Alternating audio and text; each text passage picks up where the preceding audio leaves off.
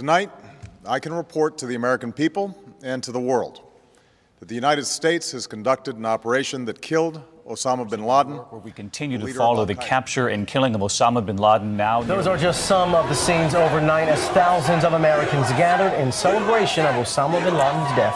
Former Navy SEAL Rob O'Neill says he has thought about the mission every day since that May Day in 2011. Multiple conversations you had with Rob O'Neill over the past year and a half. How'd you get access? And you described that his head kind of exploded. Yes. When you hit him. I actually hit him 3 times because I shot him twice when he was standing and once on the ground. That is the fucking American badass right there. We are not going for fame and we are not going for bravado. We are going for the single mom who dropped her kids off at elementary school on a Tuesday morning, and then 45 minutes later she jumped to her death out of a skyscraper. If you need help, hang up and then dial your operator. I'm Rob O'Neill, and this is the Operator Podcast.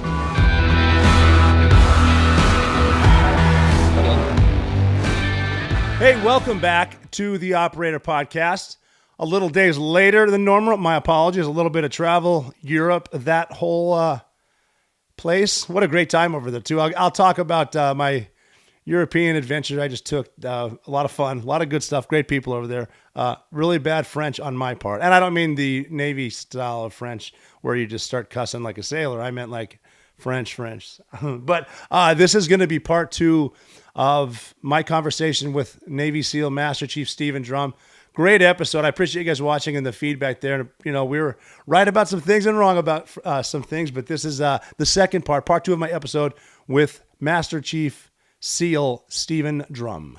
But before we get into it, I need to tell you about the sponsor of this show. I've spoken about Qualia Senolytic before because you, just like me, are not getting any younger. Lower back, knees, shoulders, picking up the baby, going to the gym, trying to recover. It's a lot different than it used to be. So I'm once again telling you about Qualia Senolytic, the first of its kind formula designed to help your body naturally eliminate senescent cells. I believe one of the biggest breakthroughs of the last decade is Qualia Senolytic, and here is why. Senolytics are a science field that's revolutionizing human aging. Again, time keeps ticking. That's all of us. A big culprit behind that middle-aged feeling can be senescent cells, also known as zombie cells, that linger in your body after their useful functions, but they're wasting energy and resources. So I'll break it down for you. The accumulation of zombie cells can lead to less energy, slower recovery from working out, joint discomfort, basically just getting old. Qualia Senolytic is a groundbreaking, clinically tested supplement with 9 vegan plant-derived compounds that help your body eliminate senescent cells, zombie cells, helping you feel years younger in just months. And here's how it works. You take it just 2 days a month, helping your body naturally eliminate zombie cells to age better at the cellular level, which is very important. So experience the science of feeling younger by going to qualialife.com/theoperator. qualialife.com/theoperator for up to 50% off your purchase, and use code THEOPERATOR for an additional 15% off. That's qualialife.com, QUALIA life.com/theoperator for an extra 15% off your purchase.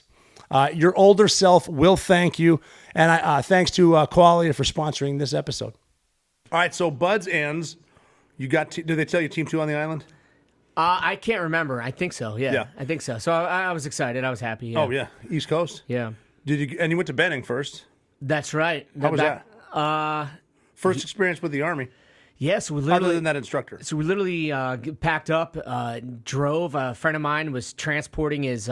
He lived out there, so we had like a bunch of houses. He'd been in the Navy. He'd spent more time in the Navy before Buds than I had, and he had a bunch of stuff. He was, a little more senior, and he was towing his Trans Am behind the U-Haul. We were basically driving all the way across the Southwest, all the way to Fort Benning, Georgia, driving all of our stuff. And it was a good little road trip. Never seen that part of the country before, and then you just show up and it's the typical, you show up and you've got to get your Army barracks, and it's just like being right back in boot camp again. So it's not that much. You're used to it at that point. Yeah. But of course, we all chip in and get some like flea bag hotel right outside the back gate. And How do they go for that? Do the black hat instructors know about it, or do they care? I don't know. That's a good question. I mean, we were there for when. I mean, as long as we made formation in our rooms, we just made our beds and just never slept there. But yeah, so it's the normal thing. It's like you go there, and we were complete a-holes as young, aspiring frogmen. We're 5320s, not 5326s yet. We haven't even gotten our tridents, even though we graduated buds. This is how they used to do it, right? Now they do everything, all your jump schools, while right after buds under the Navy. But this is how we did it back then. A 3-week Army parachute school that should have taken 72 hours. Yeah, 72 hours if you're getting 20 jumps. Yeah. But anyway, so I think we were cocky young jerks, right? No question about it. But I don't think there was only one black hat that really handled us the right way, right? And because every guy's a tough guy. I'm not the one you want to mess with. I will smoke you. Everybody's a tough guy, right? Yes. Except for the one guy. He pulled us aside, but the whole class aside, and he's just like sergeant first class. He's like, "Hey guys, I get it. You've been through a hard selection process, right? And there's nothing physically you can really do to challenge you here. However, this is important to the other people. Talk to us like men. Yep. And then after that, we're like, Roger that. Yeah. And then that was what we needed to be like, all right, let's not be a-holes. We must have had the same guy. Yeah. Or similar, or someone that talked to someone. That's a smart way to do it. We know you've been through a hard course. This is very important to us. Don't fucking ruin it, guys. Yeah. Which is seriously a good way to talk to people. Yeah, and we changed our attitude right after that. Yeah. Nevertheless, we still didn't like all those black hats, so we graduated, and again, dumbass frogmen, we came up with the bright idea to take some flag, and we climbed all the way up the jump tower. Yeah, I heard about you, 350 there. towers. I heard about you guys. Yeah, and then I think your class is the reason they made us stay in the barracks. Yeah, could be. You're welcome. But and then we took we went to a feed store and bought 3,000 crickets and dumped them into their office. Yeah, rooms. that was your class. Yeah, I heard about that too. Yeah. So then up to Team 2 at Virginia Beach. What's that like checking in SEAL Team 2? Oh, it's not the most warm and welcoming situation. What day of the week you check in? You remember? Man, I don't know. Probably the week. Probably middle of the day, right? Yeah, it's smart, very smart. Show up in your dress whites. No, show up on Friday when they're all at the office. McTeams. Yeah. Well, it was weird because I still didn't know what the hell we're doing.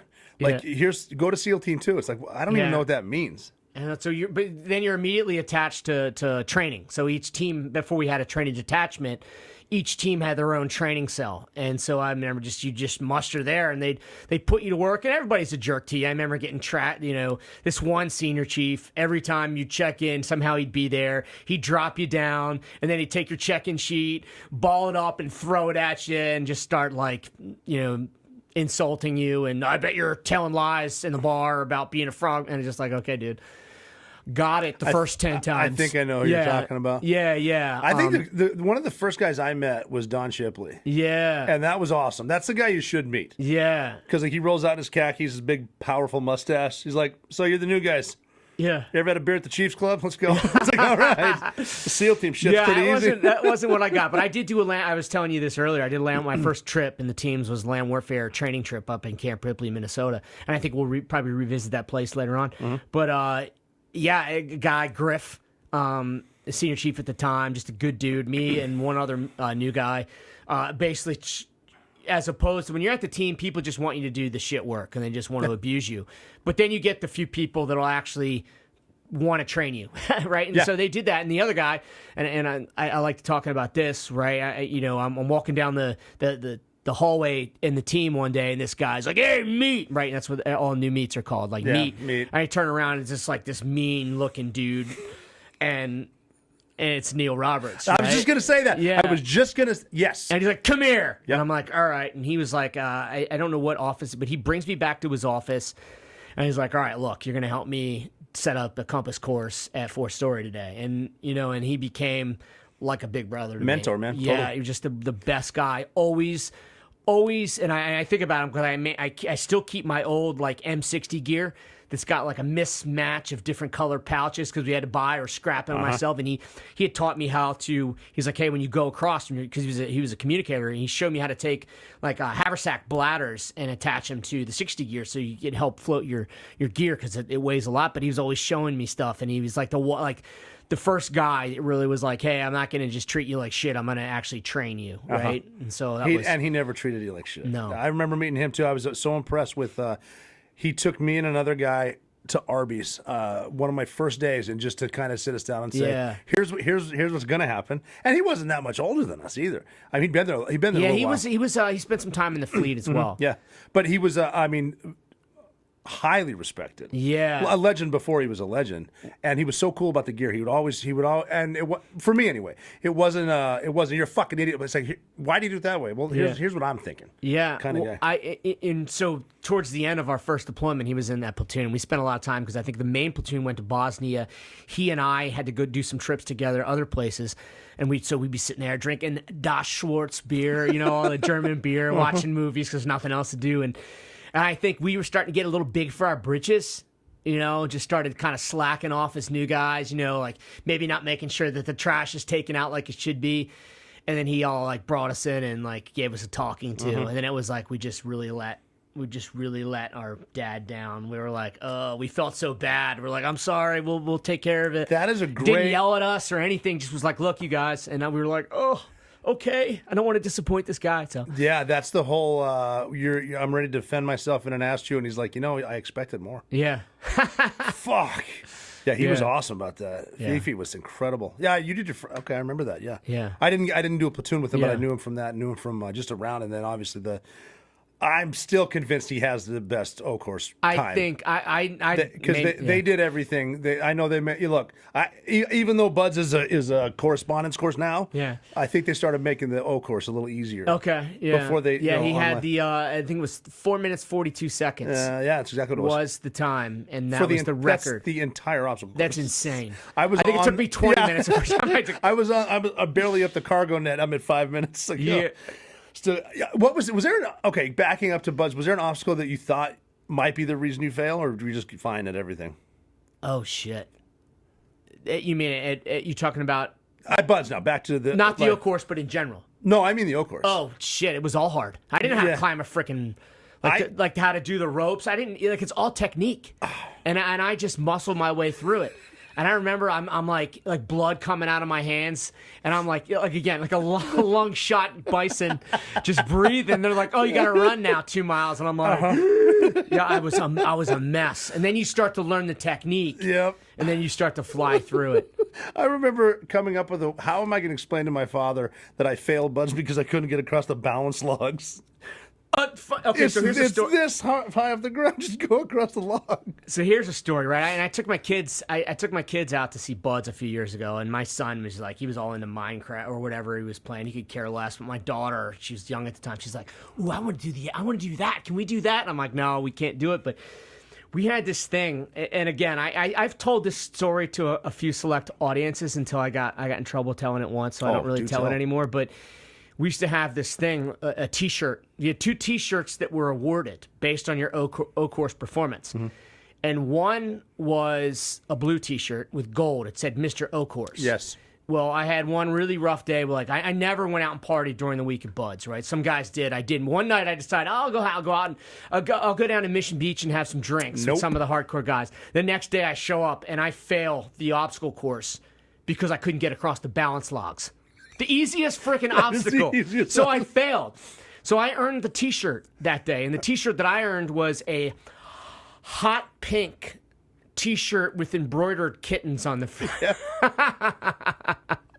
I remember that too. There, a guy in our second platoon, strong. I'm not saying his name. I don't know if he's out public. Yeah. Either. He was the king of that shirt too. Well, I'll tell you what. So hot pink with kittens. So you earn it, and then you got to wear it the next time you run the O course. Right, so Really? it's like, well, so you earn, so based on your performance, so it's like, okay, you have the worst time. Here's the shirt, so you got to wear it the next time you run the oak course. That's funny. But I'll tell you that was like, it was like having jet fuel, right? Because I was like, I am not wearing that shit again, and it was like my fastest oak course by I flew through the oak course. Embroidered kittens. Yeah. Oh, that's funny. Yeah. Oh, so back to Team 2, and then so you did it. Your first platoon was Yukon. Yeah. Yeah. So we were supposed to be a strike platoon, which I thought was cool. I didn't know any better. So we do this workup, and we're supposed to do, they had a brand that USS Stennis had just been commissioned. And so they're going to, when the new carrier gets commissioned, they do a whole round the world cruise. And I'm like, well, that sounds cool. That's pretty cool, yeah. Right? You're going to go to, go see places, Australia, Japan, places you'd never see on the East Coast. But then halfway through, we do this exercise with our sister platoon. Whereas, and this is how it just works out. We're all in land warfare. It's pouring rain. We're winding up the trip, and we're literally on the we're making our way to the LZ, and we were there with our sister platoon, they were a Mark, so they were like. Yeah. Well, to explain to the 3 deployments were the Strike, the Marg, and the Yukon. Yeah. Sorry. Yeah. So can you explain those? Yeah. So the Marg is essentially you're on an amphibious readiness group type ship, so you're basically embarked with a whole bunch of Marines, and it's an amphibious. So you support, when you're out there, you support that group. You support the Marg, the task unit, the task group for amphibious assault, and so do all the stuff associated with that. You basically belong to that commander, that fleet commander, and then you go out to EUCOM, and then you are partitioned off to the geographic combatant commander, the special operations subcomponent under that. So SOCEUR. So you're basically Special Operations Command Europe. You're underneath them. And then you have the strike platoon, which again is similar, but you belong to a strike. And so at that point, you live on a carrier. I think a lot of it was, hey, if an aircraft ever goes down, you'd be like the Special Operations unit that would go recover, and a bunch of other missions. So. And we ended up doing that together, our second platoon. But anyway, yeah, so we did that, but we're doing this crappy land warfare. And the other platoon, they were already butthurt because they were in the Marg, and they were kind of like, they were just not happy about it. Their leadership wasn't the strongest. And so we're making they're one really good dude there, Scrappy, right? And he's an awesome dude. And they're making their way to the LZ. We're making our way to be recovered by the helicopters that are coming in. And they're like, and right as we're getting ready, they're like, we're Echo Platoon. Echo Platoon, you're on E&E, which means that like you're not going to be recovered. You're going to have to go. You're going to have to go and like evade and have some miserable experience. A couple more days. But we're like, you can't hear you. And then there's this helicopter flying over. So our platoon LPO, he's like, pop smoke, throw it now. So the helicopter diverts, picks us up, and takes us back to base, and left those guys. Totally screwed those dudes over. They're already pissed. Yeah, anyway. yeah. And then we get back and we're in the armory cleaning our guns. And like, oh, by the way, you guys are going to a summer UCOM instead.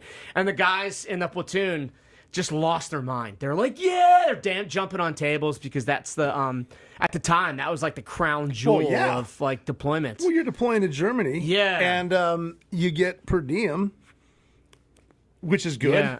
Just living in Europe, and I'm also getting a little extra cash. Yeah, I can afford that Softail when I get back home. Exactly. Yeah, it was great. We had Bosnia at that point. Yeah. That was a super just. And to this day, I just went skiing with one of the guys a few weeks ago, and we were talking, reminiscing about that platoon. And I still think it was like one of my probably it was super fun platoon as a new guy usually because you get shit on as a new guy. But I had a great experience. Yeah. I did a Marg first platoon. Yeah. Which, if you're going to do the mobile amphibious ready group, how about you do it as a meet because you don't know any better? Yeah. Just I did mine on the USS Austin. Yeah. And I saw the Austin recently. It's mothballed in Philly. Oh, okay. I think the JFK was there too. Yeah. Well, that brings us to I saw it when I was there years ago. Oh yeah. So that was our first platoon together. Our second platoon. Yeah. The greatest platoon in the history of SEAL teams, Bravo platoon, SEAL team 2. Yeah. Because that one was, they made it early, like they made it quick. I got it because I was a sniper.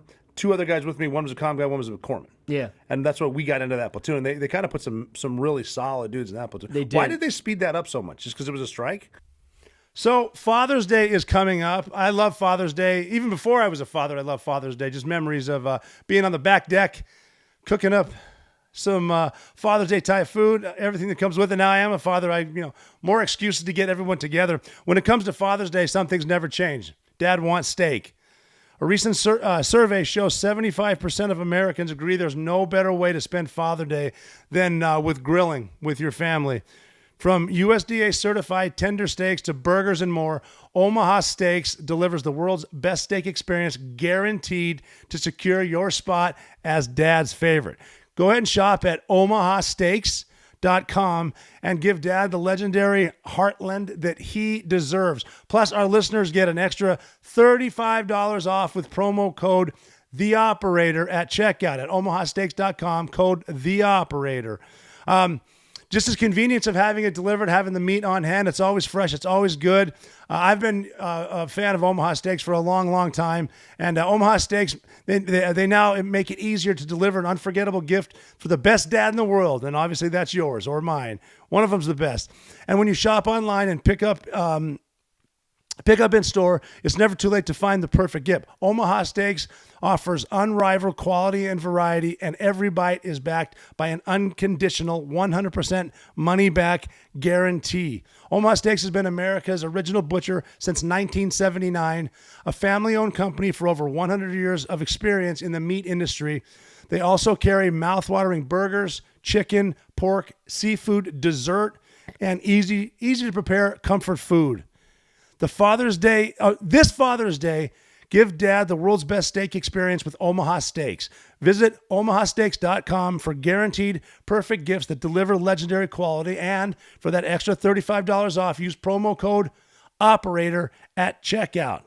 That's omahasteaks.com and an extra $35 off the promo code OPERATOR at checkout. Go see the site for details, omahasteaks.com. Going quicker? Yeah, I don't know. I don't know what exactly the rotation, the deployment rotation maybe got off kilter or something like that. And I think we had to go do that because... it's a quick workup. Yeah. But we ended up, because we would often meet in the East Coast, West Coast have their geographic areas of responsibility, but we would often meet in the Middle East, right? We would share the Med / Gulf collectively between like SEAL Team 3 and then either SEAL Team 8 or SEAL Team 2, right? Which would SEAL Team 8, SEAL Team 2 basically had the same. We basically deployed to the same areas, even though SEAL Team 8 was originally supposed to be most of the strike platoons. They were the strike and the marks. And then Team 2 was the Yukon. Yeah, and then we kind of just did the same thing. Team 2 was also well known for, just like Team 1 on the West Coast, hardcore about PT. Yeah, we're doing that. What was your least? I know what it is because it's mine too. Least favorite day of PT, because PT is structured. Of course. Oh, really? What were you going to say? Swim? Tuesday swim. Oh, yeah. The O course could be miserable depending on who was in charge. Yes. Right, because you'd be doing these ridiculous numbers of O courses. Yeah. O course after O course after O course. Well, those are usually the guys getting ready for green team, so they're getting in really good shape while you're out there doing land warfare. Yeah. Little table muscle. Yeah. But my favorite, I always remember every time we do like a run. I think Tuesdays was the ocean swim at Team 2. Wednesday was the O course. Yep. Thursday was usually kind of like, so Monday and Thursday were usually like a circuit, circuit underwater training hockey. Thursday maybe the water O course. Yeah. And then Friday, of course, is a long-ass I state hated the park water O course. Yeah. That's a climber's thing. Yeah, definitely a climber's thing. But I just remember whenever we would do a Monday, John Shipley, we'd all form up, and before we even left the parking lot, all right, slow it down, we're losing people. You know what was fun, though? Because we would, at Team 2, we would do swims, rain or shine, or ice. Yeah. So February swims in Virginia Beach sucked balls, but I was looking forward to it because of the bus ride. Yeah. The ride from the team to the Lesnar Bridge. Yeah. Because there, you want some comedy. Yeah. Because that's misery loves company. We're all taking a bite of this shit sandwich. Might as well have some fun on the way. Plus, you're looking forward to the gut truck. Yeah, at the end gut truck. Yeah, I forgot about the gut truck. No, the gut truck was the Navy Exchange mobile canteen. Yeah, and it really was responsible for probably more lost work hours. The only thing funnier than the bus ride to Lesnar Bridge was the line when you're in line for the gut truck. Because I remember. Like, you're a great storyteller. I'm kind of funny, but I remember checking in like, these dudes are funny. Like, because obviously I got to learn more about CQB and land warfare. I got to step up my comedy game. Yeah, and you did. So thank you. And again, I put you in the top. I put you probably at the definitely within the top 5. Well, that means the world. Thank you. But probably within the top 3. Again, my can buddy live Marty that I talked about, yeah. Ben Milligan, Milligan's hilarious. I don't think he comes across as because he's so into history, but he really is the funniest dude. And then he's Diamond ridiculous. Don Shipley, he's up there. Don too. Shipley's hilarious. He's in His storytelling. He can tell a story. Yes. Yeah, that guy. Was he your platoon chief? He was not. No. Okay. But he did. He ran us through like just a kick ass The breacher course. demo course. Yeah, just He was really good at those pictures of the big explosion behind you. type stuff. I like every remember time that. he'd turn a page, it'd be like rigged to a some crazy. I learned a lot about demo, and we kind of lost that skill, kind of atrophied. In the teams, but we definitely knew our demo. STT heavy on demo with Pig Wagner, right? Pig Wagner, yeah. Did he pull that trick with you with the you can burn C4 shit? Yeah. And you don't know there's a 4-pound block of C4 behind you? Yeah, I'd heard about it, so I knew. Like some Yeah. guys in the class before me were like, they told me about the story. Yeah, so. I didn't know it was coming. They had two of us were holding it. One guy was lighting it. Yes, you hold C4, and then they have to Allegedly, you can burn C4. I've heard that. Yeah. Now we're gonna prove it. Yeah. And as soon as you hit it, then he blows this charge up, and then you drop it, and then go shit your pants. Yeah. So so then the UCOM's fun, but then the strike. So the strike we got in, and that's when, like Drago was in that one. Jocko was in that one. Yep. Legendary. A couple other dudes, and then they sent us to the Middle East. Yeah. And we ran into Team 3, right? And they were doing because this is pre 9/11. So the big thing was stark difference between the two, right? Yeah, there was. So they were all into the functional fitness, and I remember they're standing on these like Swiss balls, the Bosu balls, doing like quick draw. I remember that. And meanwhile, we're all a bunch of just meatheads, all grappling with doing Jocko. jujitsu with Jocko. Jocko said we all need to bench press 300 pounds, and that's a true story. Yeah, and that took a while. It took me a while. Yeah, it took me a while. I think I waited till we were underway, so the ship's rocking a little bit. Yeah, I was not good at the bench press, but I eventually got it. But we did have some meatheads though, because and Drago was just again. So they're very unique people in that platoon. Absolutely. And then we were doing the takedowns because the functional fitness team was doing I think we're charging each other to teach each other how to work out. Just because this is before CrossFit, guys are just coming up with shit. Yeah. Like, they're doing their version of CrossFit. Yeah. It was smart. I mean, someone and came up with CrossFit. all we were doing was lifting and eating. Which brings me to a funny story. Tell it. Our friend Chris. Yeah. We know who that is, right? And this is the guy that is an incredibly hard, tough, hyper smart dude, but is not like the first dude you envision when it comes to like what a Navy SEAL looks like. But he decided he was gonna like lean out while we were on that deployment. I know you had a funny story from your previous deployment, but so all we were doing was like lifting and grappling. That's it. We were big and strong. And he talked our platoon chief into thinking that we should take the SEAL PRT while we're on deployment. I remember that. Right? Because he was getting himself in shape. He's now in and the good SEAL shape. PRT is it's not the entry. It's 3 mile time run. It's pull push sit, right? And then however long the swim was. And so he talks our chief, and he's like, we need to be able to do this. And we're just like, shit, because none of us had really been running, And so he decides that he's going to do it, but he takes it upon himself to measure out the run. I remember that. And so I think he extends the run by at least an extra half mile. Yeah, he did. Just that type of devious bastard. Well, we're trying to get to 300 pounds at a bench, so we're not exactly on the treadmill. Yeah. And I remember we were on a ship, and there's not a lot of nothing. Yeah. And even Jocko saying, because I remember we'd get this is right when the Atkins diet came. It's all protein or whatever the fuck it was. Protein and fat. Yeah, and Jocko was always like, so what you do is you eat as much as you can, and then you take a breath and you eat some more. That's what we're doing to get the bench press up. So not exactly a runner's world type nutrition. No. Yeah, I remember that PRT was in Bahrain. Yeah, it was in Bahrain. Bahrain was kind of cool. I enjoyed that. We did have the Millennium New Year's Eve party there. Definitely the best New Year's Eve party of my life. Yeah, we're turning into, because we don't even know if Y2K is going to happen. Yeah, we had bad attitudes because they said because you know we're E5s, you and me, and we're like, oh, you're gonna have to be back in your room by midnight, and we're like, are you effing kidding me? There goes all the fun, right? Because we had our bars that we would all go to and having fun, but we had our flats though. We had our flats. I mean, because at least unlike the West Coast guys had to stay in this military type compound, but we had flats out in town. So we lived like kings. In all honesty, they were nice, really nice. Yeah, really nice. I think I shared like it was I shared a room with Drago and other guys, but yeah. I remember before the party too, because Mitchell was downstairs and Jocko and Scotty Neal went to get him. And they're like, dude, we're all partying up here. Go get Mitchell, whatever. And they went down and got him. And I remember the first thing I heard Mitch saying was, can't you just let me wash myself? Drag him out of the shower. Up to the yeah. He was one of our new guys. And for some reason, we had that party on the 5th floor. I know. Yeah, it was in our flat. Yeah, because the people out in town that were used to seeing the team guys show up, then they all came to our place because the people, I mean, certain people. Yeah, and I think, and they're a bunch of British chicks too, so there weren't enough dudes to go around. Yeah. So there was girls that had no guys, and so they were essentially just drinking themselves till they threw up all over. There was, I don't know how much, how many thousands of dollars we had to cough up after that party. There was, I have a picture still I got to find in the living room. There's a couch and there's a chick sleeping on it, and then there's a glass table, and it's got the 4 panes of glass, and all of them are covered in empty drink, but one of them's not because there was no glass there, but people kept putting their drinks down. Yeah, they kept. So there's this drunk. There was this drunk girl. She kept.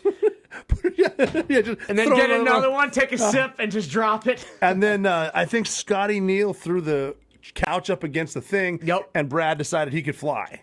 And that's when we're like, okay. And then the other thing with the dropping the thing, the person down the stairs. And and that's a wrap. And well, was that the night, or was it a different night where I woke up in the middle of the night because Mitsubishi Pajero had found itself on its side?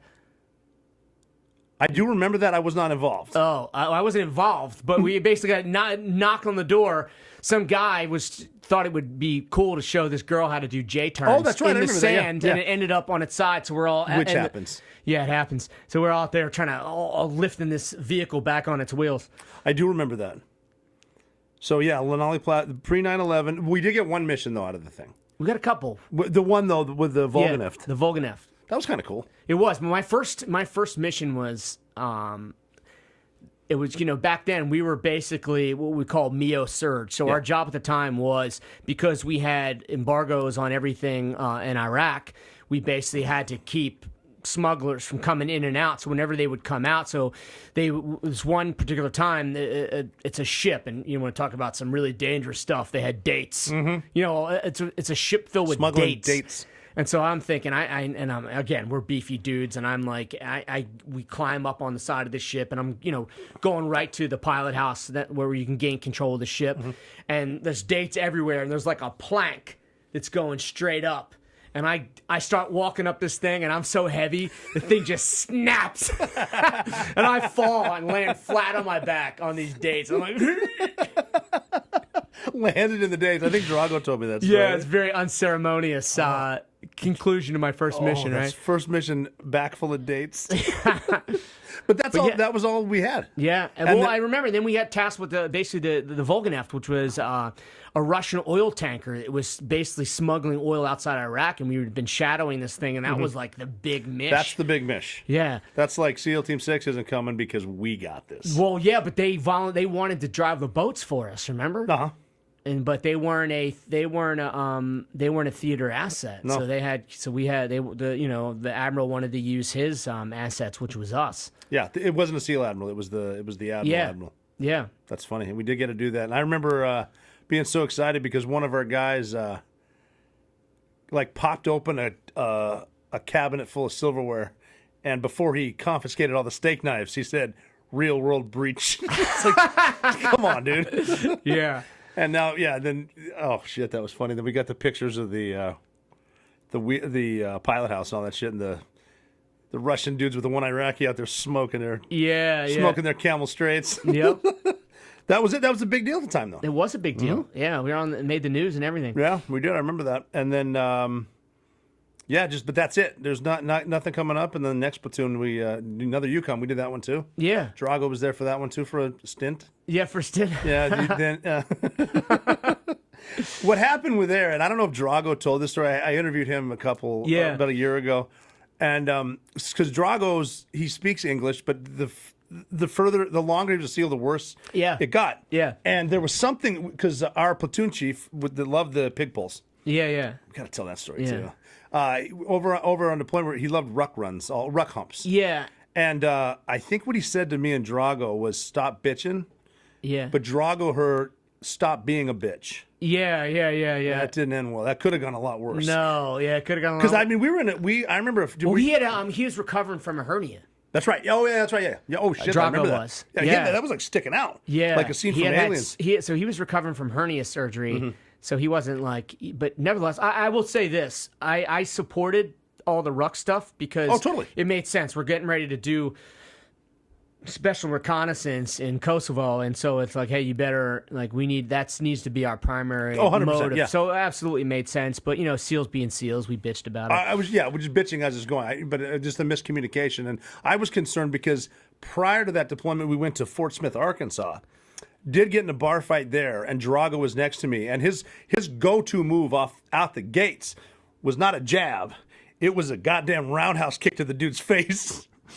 Yeah, that'll do it. That'll do it. So then, when we thought the platoon chief called him a bitch, I was concerned that roundhouse was going to come out of retirement. Don't you? Yeah, he basically is like, don't you ever? Yeah, that was it. No, I was pissed at Drago because I didn't want to see him leave. I wanted him to, too. Yeah, we loved having him. He was just, if shit goes sideways, you want Drago. That is the guy 100%. You want. Yeah. And then he went from Bravo platoon to the Bull E4 in the Navy. Yeah. The senior E4. What a stud, though, man. He's awesome. Yeah. Still kicking ass, too. Yeah. I think he's getting younger now. Yeah. I don't know if his English is getting any No, better. it's way worse. Way worse. His English is as good as my Polish. Yeah. But, okay, so overseas, and this would have been 9/11 then. Yeah, I also had an early exit from that platoon. Oh, that's right, the jump. Yeah, we were supposed to free fall into an exercise in Scotland, and we had some really good times up before that, right? But last second, because the cloud cover, shocking in Scotland, right? It's cloud cover's too low to do free fall rigs, so we switched over to. I remember that. Yeah, we switched over to static line, and somehow I was the jump master, and somehow. Can you explain? Yeah, explain, because we're on a ramp for that one. It was C-130, wasn't it? Yeah. So can you just explain this? Well, the difference between a static line and free fall. Yeah. So free fall is essentially, you think skydiving. Mm-hmm. You jump out of and you get to an altitude and you pull your own ripcord, right?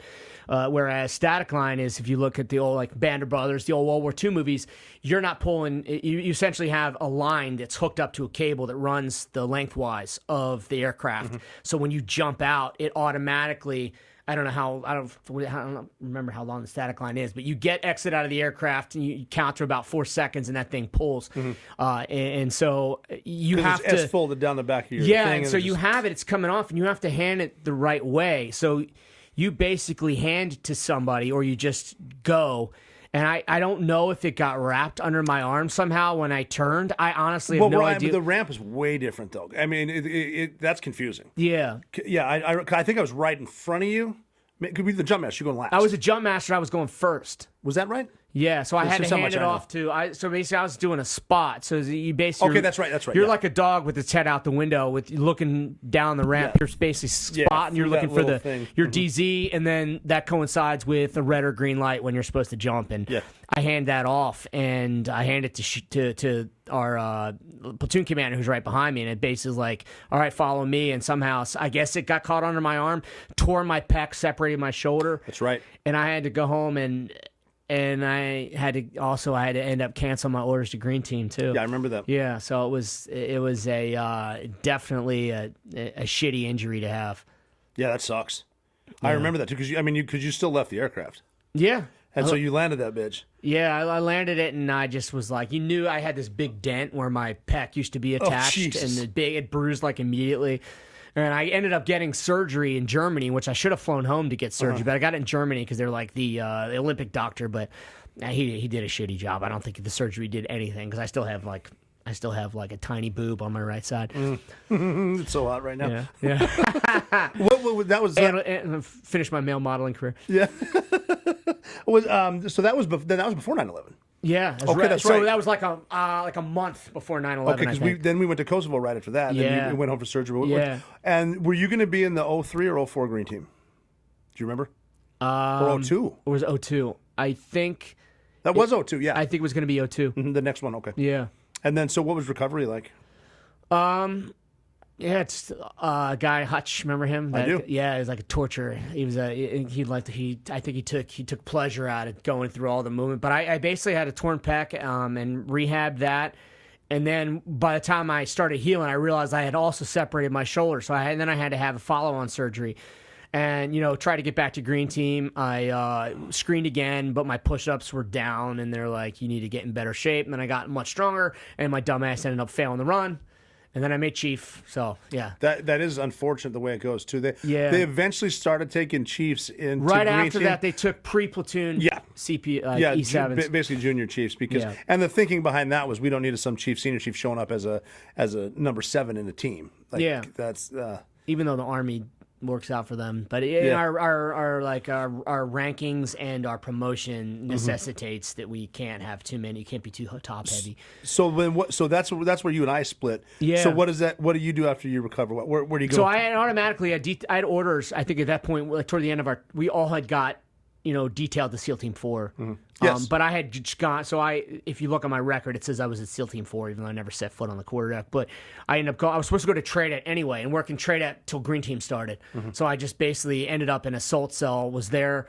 Just ended up, and that'd be the place to go before Green Team is assault. 100%, right? And all the guys that were there with me that went through assault cell and went to Green Team, they all were successful. Well. Yeah, good bunch of guys. And then I eventually was like, I've been doing this, and ended up doing my first combat deployment back with SEAL Team 2 in 2000. That's pretty cool. 2004, yeah. So if your first combat deployment's going to be Iraq. Yeah, and again, it wasn't the greatest. Guys were doing DAs, but then they shifted us to do PSD for the new interim government, right? And so go through what the difference. What is a DA? What is PSD? Yeah, so DA, direct action, is essentially the shit that SEALs want to do, right? It's the sexy stuff that we all want to do. That's direct action means you go take the fight to the enemy, whether it's in land warfare, or is essentially taking all the stuff that SEALs became famous for during Iraq, Afghanistan, going after persons of interest, targets,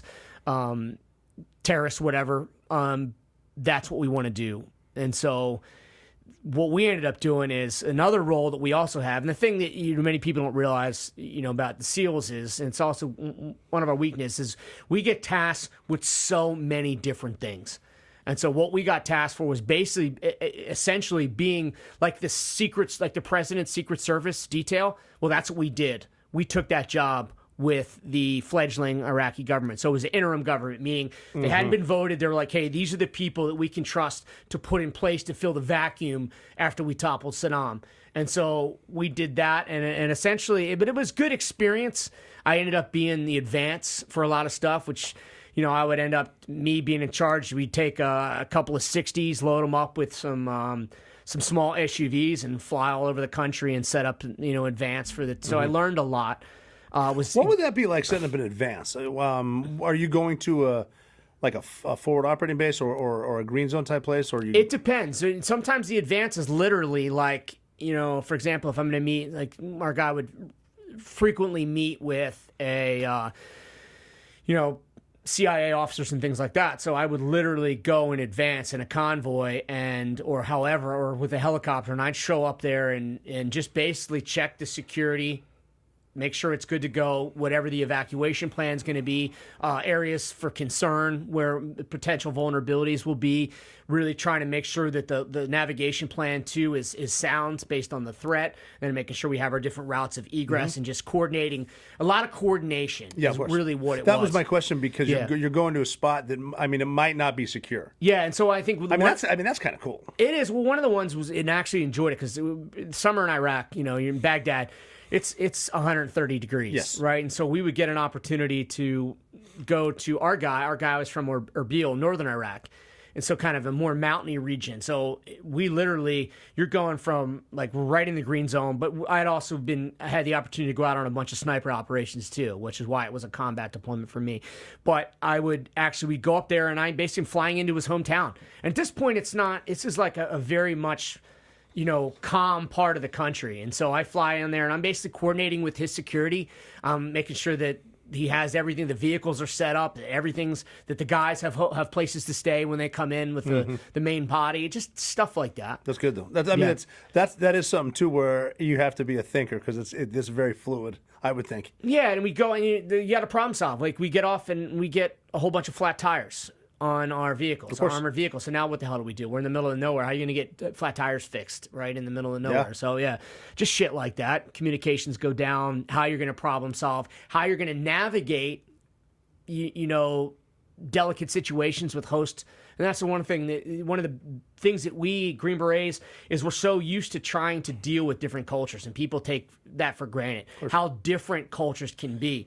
No kidding. And what happens if somebody tells you something, what it means in one culture versus what it means in a different culture, right? And knowing how to do that, knowing how to basically inspire and get what you want without offending people. I know damn well dudes got killed in Green on Blues because they said, listen up, motherfucker.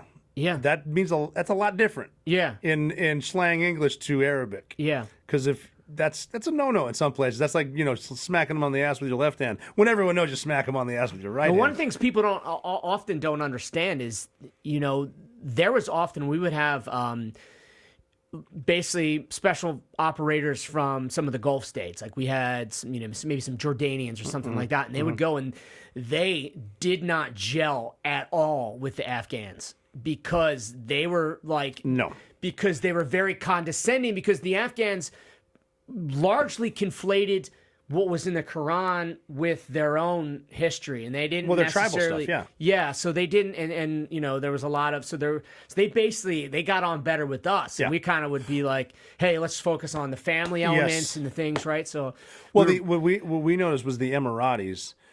Because a lot of people, we were talking today, or maybe yesterday, about the differences between Afghanistan and Iraq or Gulf states, stuff like that. Yeah. Because it's a huge difference, and even Arabs that go to Afghanistan, the Pashtuns consider them foreigners. You're foreign fighters, if anything. Yeah. But the Emiratis that we saw would be pissed off because they would say to the Afghans, "Look at what we have and still have Islam. You can do that too. Yeah. Stop drinking your own shit." Like that kind of stuff too. But I could see the cultural difference there, Afghanistan, Iraq, and all that stuff too. But I don't think a lot of people know that. But you said something interesting.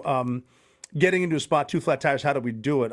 I've thought that like the Green Berets do a really good job of tasking people in training with, here's a problem, solve it, but the problem's not necessarily solvable, but they make them figure out a solution. Yeah, they have and we don't have that in our training. They have a special forces part of their selection. I don't know I'm not 100% versed in special forces selection, but I know they have a phase called Robin Sage, and because just like us, and I would say they're better at it. They spend more of a focus on what they call counter.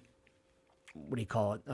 Unconventional warfare, which, long and short of it is we have 2 of our core missions, SF, Naval Special Warfare. You have SFA and you have FID, right? FID, Foreign Internal Defense, is when you essentially go in there and you're trying to basically fight insurgencies.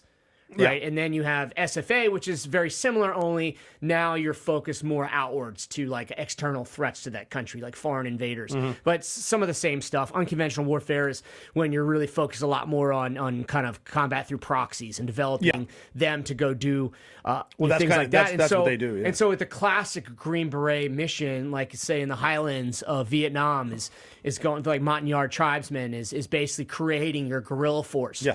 And really learning how to, again, as I mentioned earlier, to navigate the complexities of those different cultures, right? So you can really bridge the gap between seeing the world very differently, but getting to that objective. And we do it well.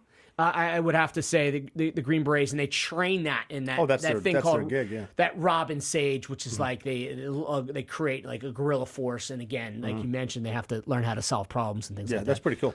The problem solving stuff too. We learned that kind of on the fly. We were tasked with outstations in Afghanistan, which is landlocked country, and now I'm running people into a different country that we're not at war with. Yeah. Real quick, how the fuck do I do this? Yeah. And I learned. I don't know if you had the same experience, but you can do a lot with money. Yeah. Just kind of pay them off, and then you also realize they don't really know what money is. So it can be in Afghanistan. Iraq's a little different too.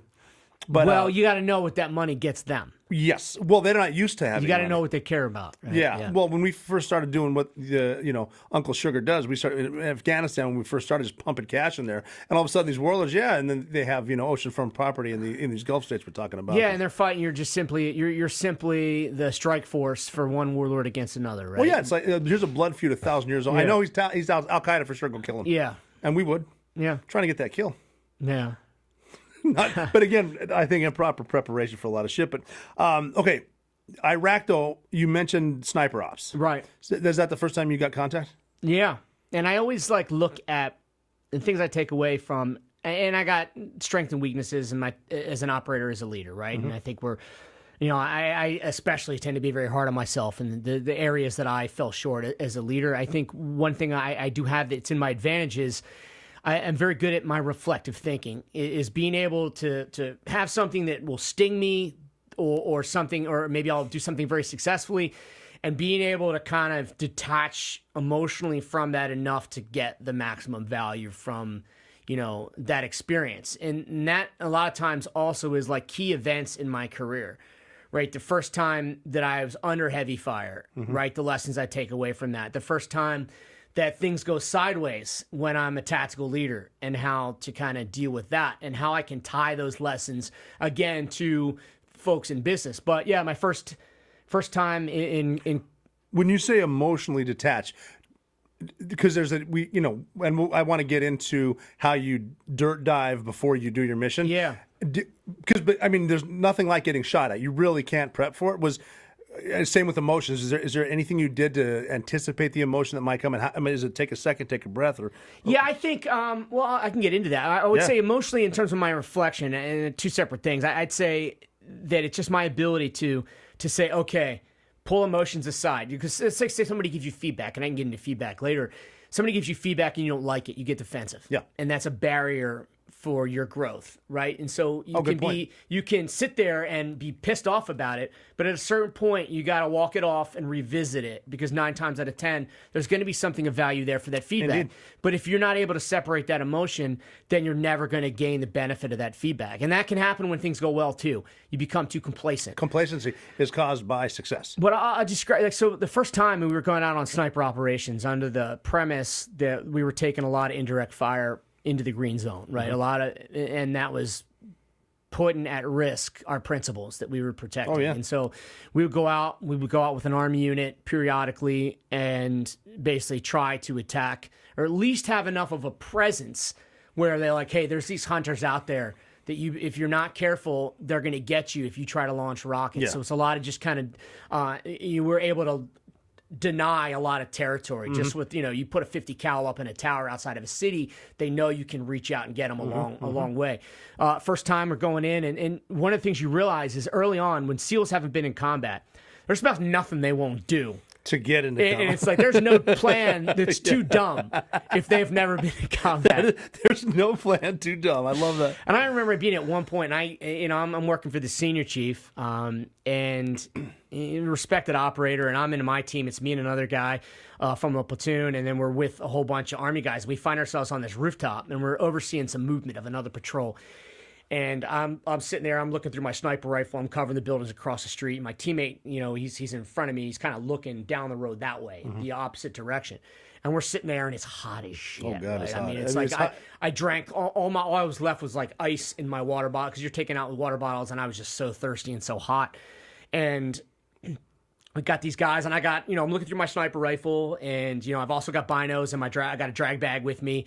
I got my M4, but I got a drag bag, and then I've got the rangefinder. It's almost like 250 yards across the street, so, I got that. But it's the Army guys are borrowing this stuff so that they can look. And so, and it's like one of those things where you could just, it's like in the movies, right, where it's like an old Western where it just starts getting quiet. Well, that's a lot of times because the locals are beating feet now. They're gonna. Well, that's they know right. something's So coming. we're looking down and we're like, at first we get there, there's kids are playing in the street, right? And then we look down and now they're gone. And there's a whole bunch of men drinking chai, drinking coffee outside of a cafe. All right, well, they're not there Gone. anymore, right? And so, and then you're just like, And then the all right. tumbleweed. Right. And then I just remember hearing this pop, right? And it's just like, I don't know what it was. I'm like, what? Almost like a squib load or something, like a pop of a primer without a round. And then the enemy fire just started picking up and the rounds are snapping right by me, right? And then we're starting to get pinned down. And, there's people moving up behind us on the rooftop. So the Army, they hear belt-fed machine gun. They're engaged in threats moving up behind us. And we start kind of returning fire. But then somehow a grenade comes over the wall. Seriously. It bounces off a ledge. And this guy's, he's kind of like down, the other sniper. And it hits him right in the forehead. No. And lands right at his feet, right? And so... And he's like kind of, shaking it off. But then he yells grenade and he runs past me. And I'm sitting on this sandbags and I look down and I see that thing. And all I can do at that point, because it's already been some time, I just kind of turn away like that. And boom, that thing goes off, right? How close to you? I like right there. You're shitting me. No. And somehow, like... Well, I mean, in the manual, it does say this is the proper defense for a grenade. Yeah. And so somehow, oh, my right? God. But again, I'm stunned. My ears are ringing. And, and I think my helmet goes flying over there. And this other guy, he has the kindness to take him because we're up on like a multi-tier level. And so I don't know. It's not exactly like a cupola, but it's definitely a shitty position because we're kind of at a lower elevation. And the other guys, the other sniper team is up down the street and they can literally look down and see us. They're like, oh, we thought you guys were all dead. You just disappeared into a big black. Well, my first question about the grenade, if you can How see the us, hell did it get there? where were you on that one, dipshit? Right. And then, the Army guys who are providing security around, like, how the hell did a grenade? Because that's someone can throw it, so he's close. And that may or may not have come up in the debrief. But but anyway, so we finally are like, we can't stay here because we're taking heavy fire. And like, nobody's obviously getting guys that are throwing grenades at us. So we fire and move. And I'm like putting my shit because I want to go to my M4 now. So I put my SR-25, I throw that back in the bag. Guys are all scattered, and I go run. He's covering for me. I move back through a hail of gunfire, and I get to the next piece of cover. It's just like in the movies, dust kicking up. And then I'm like, all right. And so there's a ladder, so we got to go another 20 feet and then down a ladder again. And so again, because we're in a lower position, so people are able to still shoot at us. And I'm like, all right. And I look, and I'm like, all right, well, I look at the Army guys who are there. I'm like, all right, I need my rangefinder, I need my binos. And they just look at me, and they're like, yeah. And they point back to where we were and dropped it. And so I decide the dumbest thing I've probably ever done in my life. I run out through a hail of gunfire to grab my binoculars and my rangefinder because I wasn't going to be the guy that went into his first gunfight and left all his shit. Because regardless Dear of the danger, Mr. and Mrs. Drum, I regret to inform you, your son is an idiot and dead. He's dead. But I mean, that's almost better than being the guy, like you said. That if you were in a reputation, yes, the fear of a reputation greater than your fear of death, forever, right? Though, yeah, because if you left it, you will be known as him forever. Yeah. They'll be briefing new guys at SEAL Team 2 in 100 years. But you went back and got the sense of it. That's badass. So. Yeah. I mean, you're sensitive. It's a fucking pair of binoculars you can get at the... Yeah, but it's been years. We could change that story. I was, no shit. Yeah, the kick 13. I had to grab that 10-year-old orphan and the binoculars. Yes, yeah.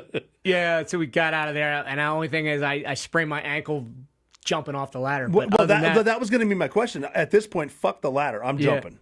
Yeah, it was a little bit. So the first pop was it a bullet over your head? Because more of a snap or it was like a pop, like almost I what I think it could have been is a primer without a actual like a squib load because it was like a pop. Yeah, like, well, that was weird. And then what was I know it's pretty quick. What was the scariest? Not scariest, but oh shit, was it the snaps? Maybe it was ricochets. No, it's just I remember having this feeling, right? I started, and the whole point, and the reason I tell this story often is because again, up to that point, you wonder like how effective is the training going to be? How effective am I going to be when it's actually for real? But I remember just sitting there and I started having thoughts of consequence because I had a feeling of dread. And not acute fear, but dread that like, what the hell am I going to do now? Because like we're pinned down and now I feel like we're stuck here. And so it's like, well, what do you do? I was the team leader in that moment. Yeah. My job to figure out what we're doing next, right? We can't stay here. And what I take away from that in reflection is I was being pulled out of that moment by thoughts that weren't helping me. The thoughts of consequence. That's a really good point. Right? What happens if I get shot? What happens if I get killed? More importantly, what happens if I as a leader make a decision to get somebody else shot or killed? Yeah. Right? But then you remember the 3 words that every Navy SEAL knows. I know precisely what we're going to say. Right? Shoot, move, communicate. Yeah. And the whole thing is not that you don't have 100 other things to think about in a gunfight. However, the point is, it's your reminder, it's your cue, it snaps your attention, your focus back to here and now. I'm not thinking about that shit. I'm not thinking about consequences. I'm thinking about what to do next. Yep. Right? And so... what did you call them? Something of consequence? The thoughts of consequence? Is that what you're calling them? Yeah, the thoughts of consequences of failure, it's right? a noise, right? Yeah, it's a noise. It's something that's going to... Because your thoughts you have in your head under pressure, under stress, they're not your friends. No. And they're going to collaborate to divert your attention, your focus where you need it to be. Just like in pool comp. The same thing in pool comp. Exactly like I told the same earlier, thing. it's like, okay, what happens if I suck in water? What happens if I can't do the next knot? What happens if this? All right, well, that is taking you off your game. Yes. That is distracting you, right? So go back to focus, be able to, and it's a skill. It's a skill you learn. That's brilliant, though. You were explaining even in pool comp. Now all of a sudden, as I'm drowning, but it's becoming more focused. Back to like master the basics. What are the basics now? That's right. Yeah, that's okay. Yeah, wow, that's. Yeah, and all that other shit's just gonna slow you down. Now, shoot, move, communicate, and I think I've seen it too with especially leaders, a team leader, an officer. You don't want to. Okay, I'm the guy making the call. I got to take myself back and because that's the second pivotal lesson. Go ahead. Well, I'd say there's one particular operation as a platoon chief, and we're getting ready to, we essentially touch down and we do an offset foot patrol, meaning we're going to be out of ear, far enough away where people can't hear the helicopter, stuff like that. So we sneak in, we patrol in, and we have a recce element out front, the snipers whose job is to navigate their way to navigate us to the target. Yep. And when they get there, they contain. They basically contain, looking through the windows, looking to see people up and ready to go, right? To know whether we got the drop on them. And then they kind of pull back, then we send in our breach teams, right? Multiple explosive breaches, but primarily we're going to try to sneak in there, of course, right? So we don't need to go loud unless we need to go loud, a diversion or as a backup, right? Yeah. And so as we start to, guys are starting, so they all the team leaders check in with me, and as they're getting ready to make entry, they're cleared hot or they're cleared to make the soft entry, and I start hearing the term, I'll say the term avalanche. It's not actually the word. I know what you mean. It's just the word that I use, right? Because I don't want to, I don't get into TTPs. Yeah, fair enough. But essentially, you hear those words, and Jump. Immediately, like, hey, we may be walking to an ambush. People might be attempting to blow the building up with us, and so immediately you hear that word, you basically. It's like Monty Python almost. You stop and drop what you're doing, put as much distance between you and that target building as possible. But as you're running away, hey, if there's somebody out there who's going to blow the building up, then we need to be ready for contact, right? Oh, yeah. And so in that point... Well, because this could be a diversion for the new ambush. Right. And so at that point, as an operator, I'm ready to shoot, but I'm the tactical leader, so I got to come down off my gun, and now it's my job to figure out what we're doing next. Because it's easy to get sucked in. Yes, it is. It's easy to get sucked in, that front sight focus, to be like, because I'm going to get mine, too. Yeah. I'm no different. I'm human. If there's a guy need to be shot, I want to be one of the guys. I'm going to do the shooting. However... okay, so what's next? Well, all right. Well, first thing is we're all scattered. What's next is I got to come down off my gun and figure out we got to use the terrain. There's a berm we can get behind and online, ready to fight. Okay, that's what's next. Okay? See, that's so cool. Go ahead. And we're ready to do that. And now, again, I'm back on my gun. You see lasers painting. We're looking, but it's still quiet. And I'm ready. Okay, but again, I got to come down off my gun again. Okay, now I've assessed. Now what? Or now we got to get a good hit count because we're all mixed up. Let's make sure we got everybody and get everybody back in their original fighting team so we're most effective. Okay, that's done. Now what's next? Okay, well, now we have to basically break out the old SMEAC, situation, mission, execute, admin, command, and signal, right? It's basically the 5-paragraph patrol order condensed into a quick huddle. Bring the team leaders, my boss, into the middle, behind cover, and say, all right, what are we doing next? Okay, because we came here to get this guy, but we are not going in that building. Nope. There's a building over there that looks like it might be correlated with this building.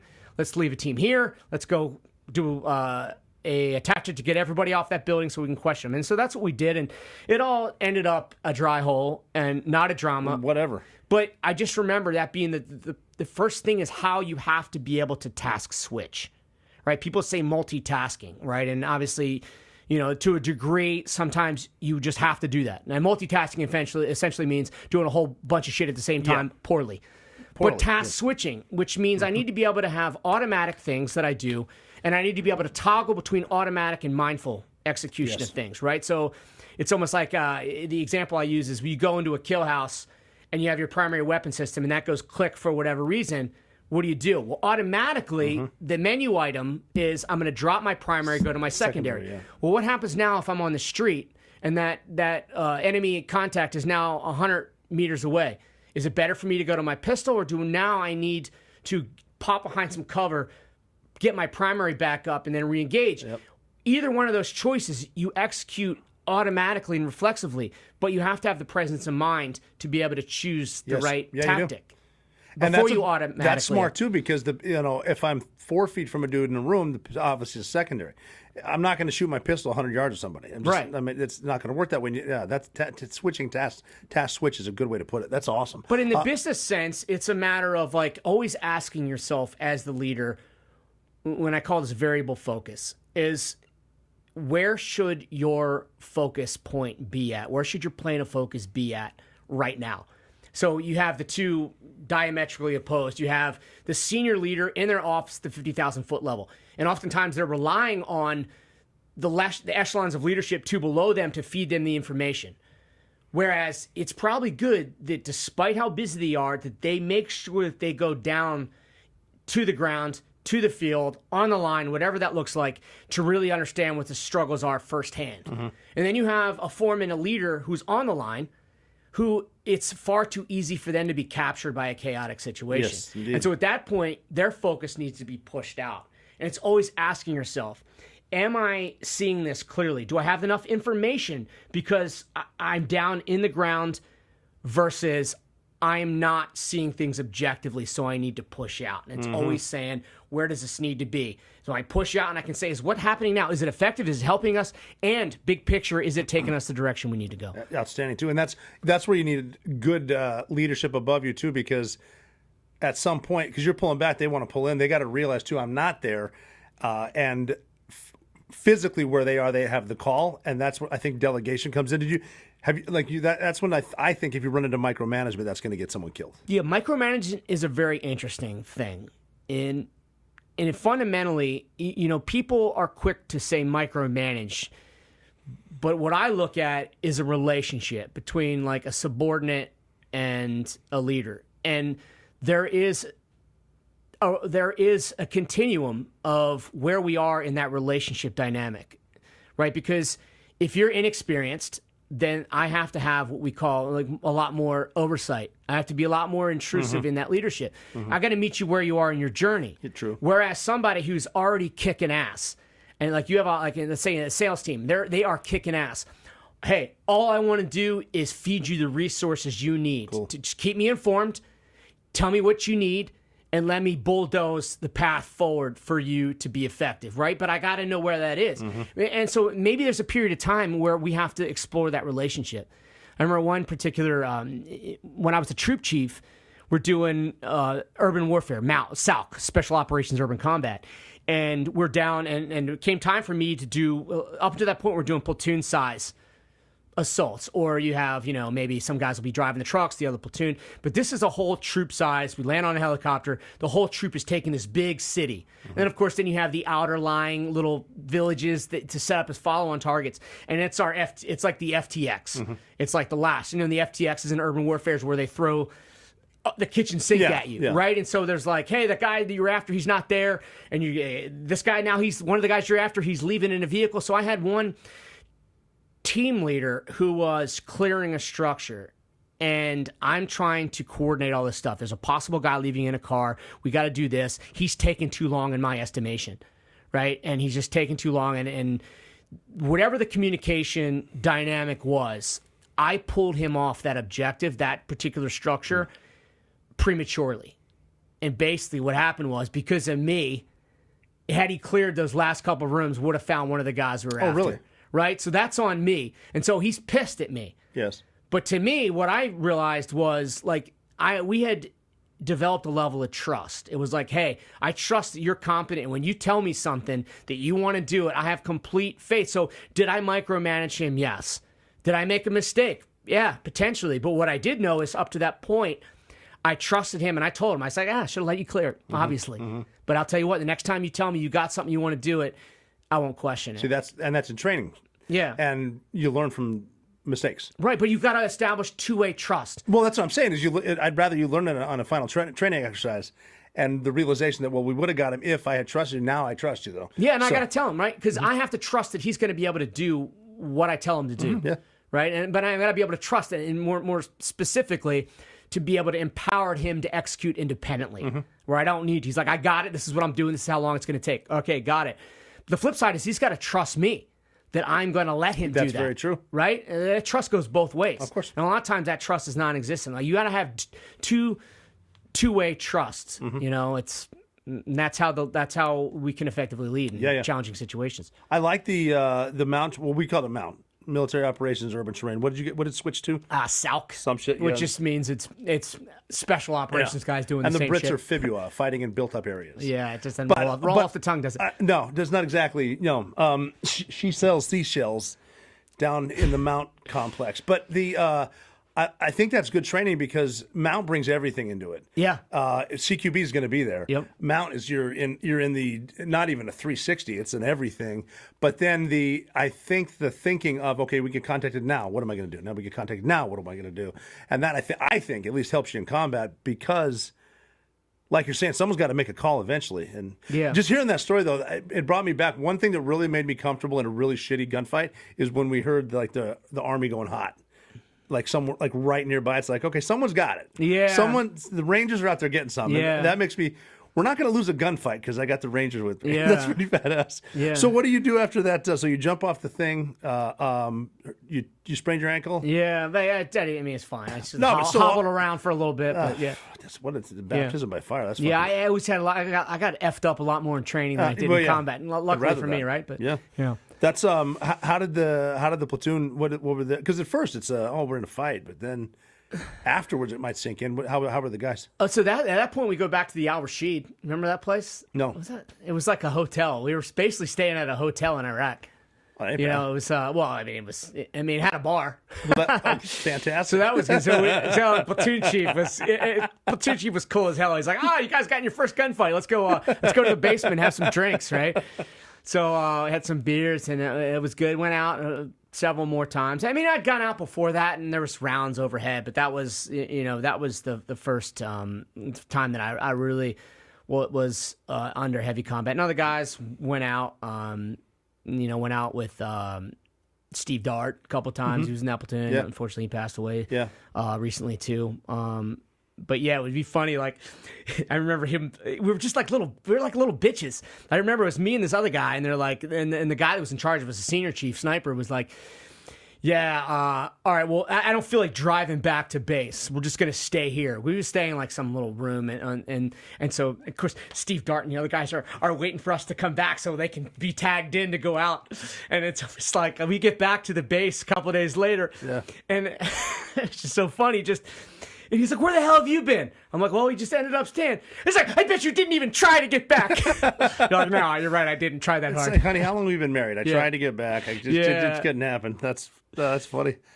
Oh shit! But it's when the fire starts coming, when everything. Because you told the story, I wrote it down. Something about being in a Bradley with the scared kid, and I'm just talking about not the combat, but the prep for combat you're about to get into, and the team building. You said something like there was because a Bradley is a fighting vehicle. Yeah, it's a mini armored personnel carrier, and it's just one of those things where you realize, and it's the one thing I think that you can't ever really experience. You know, you watch the movies and things like that, and to really experience kind of the brotherhood of what. How you love the man next to you because of what you're going through, right? And then just how, and I'm riding, and every once in a while you see these beautiful moments, and we're going out on a different sniper operation, and we're going out in the back of this thing, this Bradley fighting vehicle. It's like a mini tank. So we're in this convoy. There's several other ones, and so essentially what would often happen is, I think this was actually daytime. We'd get out and we'd just patrol. We'd be integrated in an Army patrol, whomever it was. And I think these guys were like first cav, and we're riding in this thing. And we get 1 minute, which means in 1 minute, the convoy is going to come to a stop, right? The ramps go down, and we patrol out. We make our way to whatever the sniper objective was.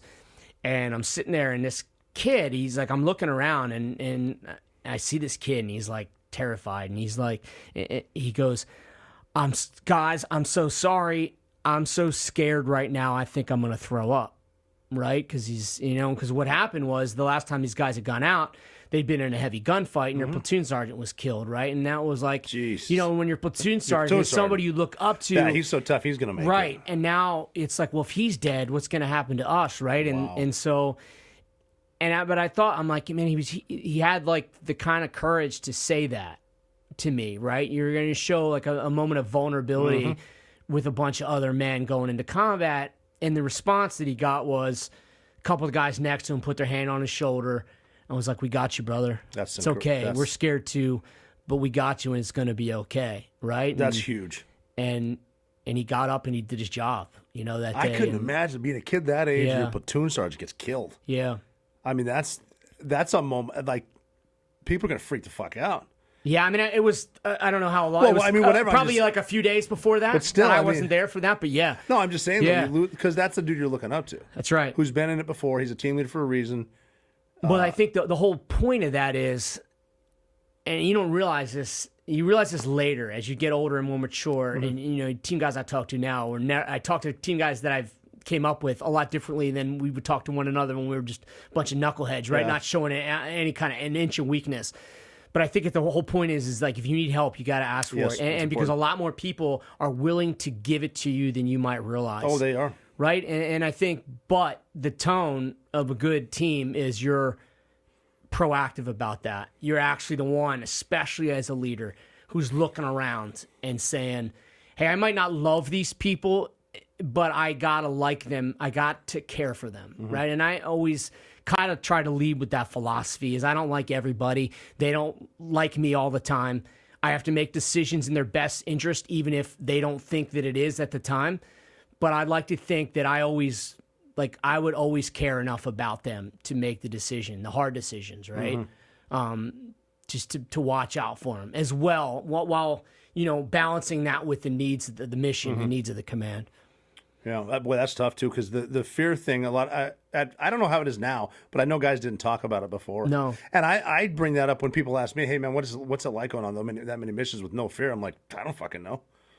Yeah. I mean, I'm not going to panic, but well, I say, but that's the thing. I think that the second, and it just goes to the conversation of emotions, why we have emotions, right? And we have emotions, and my analogy, and this maybe is not super clear, I always look at it as emotions as like indicator lights on a dashboard of your car, right? And it's just information. And emotions are giving you information. You feel a way for a certain reason. And it's not about squashing those emotions. It's about saying, okay, because it's not whether emotions are good or bad. It's about how much, the intensity in which we're allowing that to impact us, right? So we get an emotion such as fear. It's like, okay, I should be scared, because I remember that coming on a deployment, an Iraq deployment, and watching an army unit, a seasoned army unit, just walking through an area, because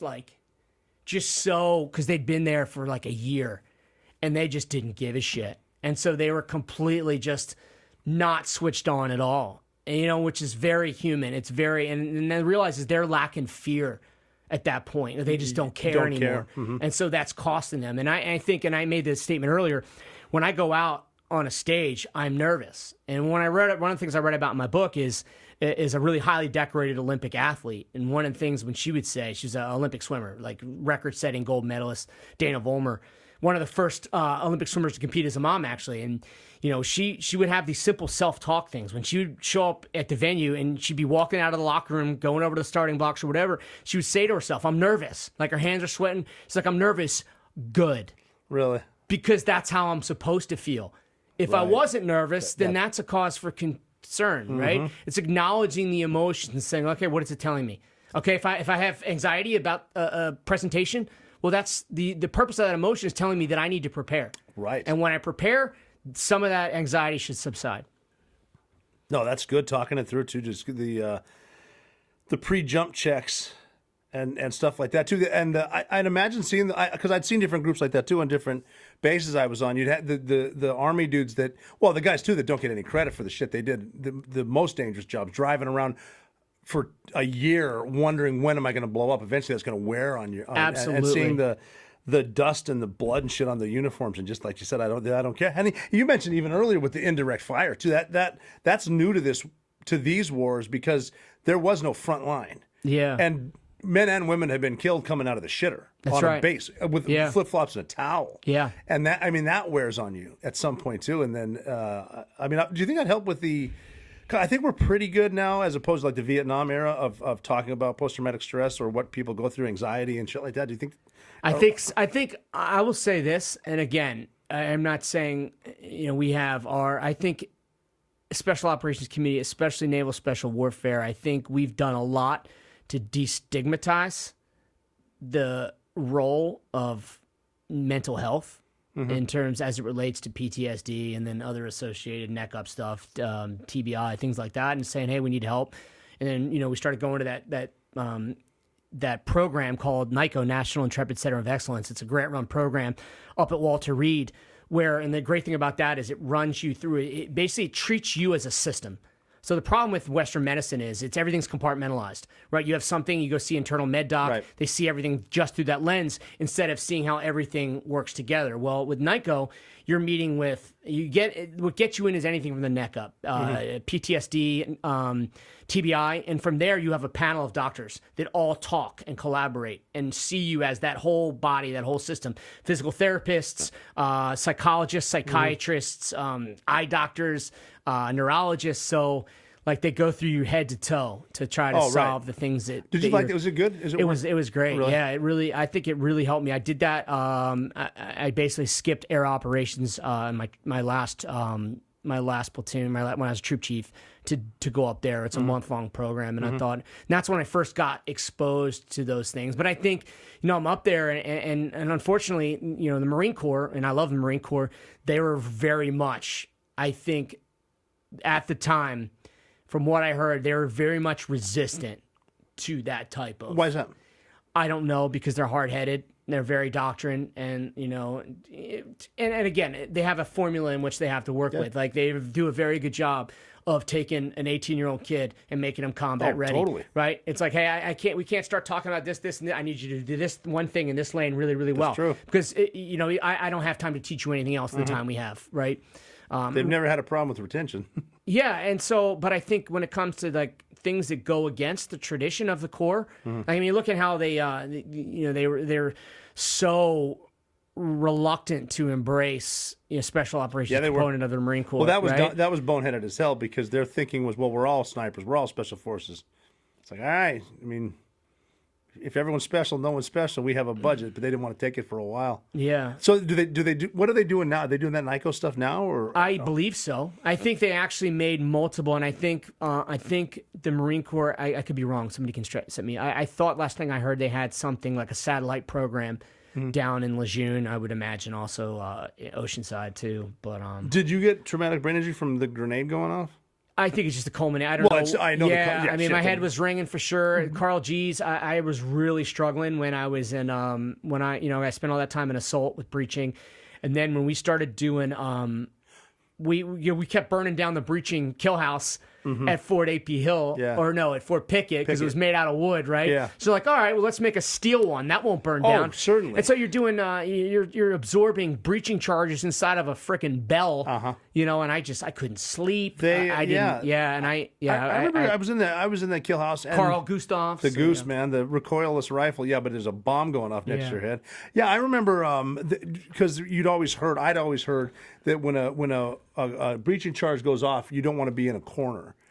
And then here's why: get in the corner, we're going to blow off a charge. It's like, I'll just trust you. Yeah. But the brain thing, I think it wasn't even the blast necessarily. It was the over and over and over stuff. Right, too. it's those delays. Oh yeah. And then you're you're like, hey, Pow. Yeah, we're out of overpressure, right? Oh yeah, we're there. Yeah. I remember seeing dudes that were even the RSOs getting their cowboy hats blown off. It's like, first of all, why are you wearing a cowboy hat?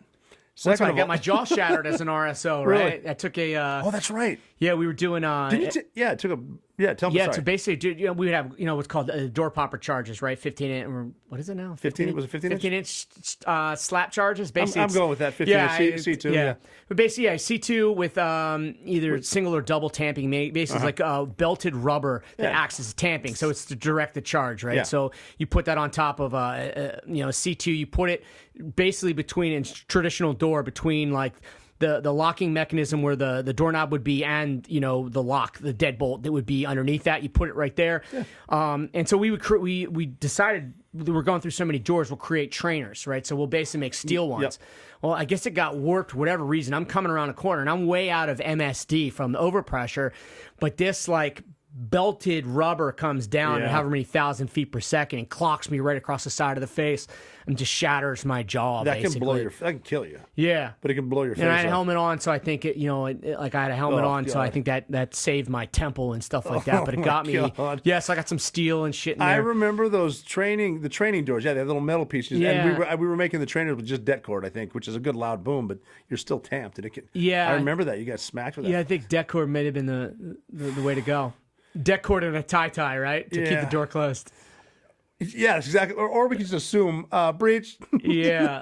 Yeah, it's like the dudes that sit in the back of an SDV for 10 hours just in case. Like I can do it. Yeah. I don't need fucking craziness. So between that, so because a lot of guys with TBI, we got into psychedelics.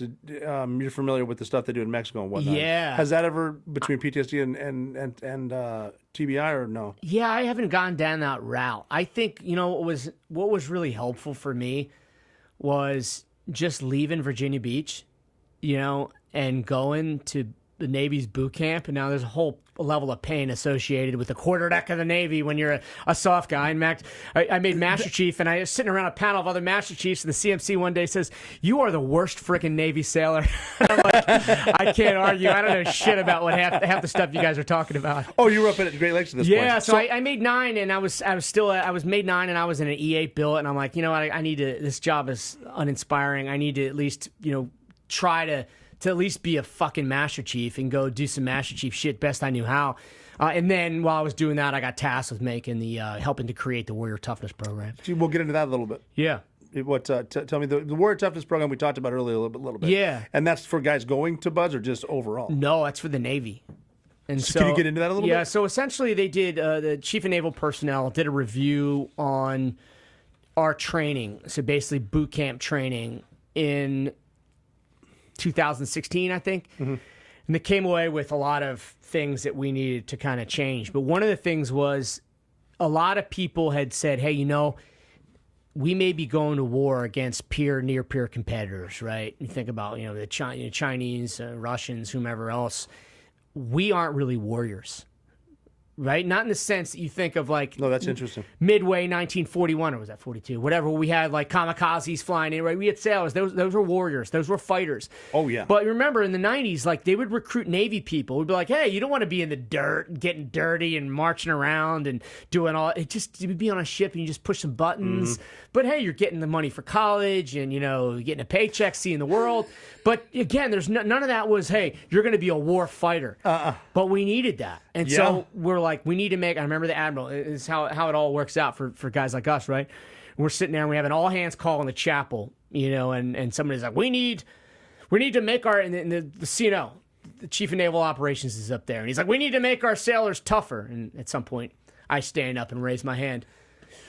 Well, sir, what does toughness exactly mean? How do we measure it? And how do we know when we're tougher? Good. Well, little did I know I'd be responsible for answering that very question. That's the whole thing. That's you learn that day one of boot camp. Never volunteer yourself. Yeah, and I don't think it was connected. It was a little prelude. But so then at that point it was myself, a Navy chaplain, and a clinical psychologist. Perfect. And the three of us locked into a room and said, hey, you better figure out toughness and how we're going to get there. Yeah. And that's where we created That's that program. interesting because you could get lulled into complacency with they fought in Midway, but now we're just on a ship. Yeah.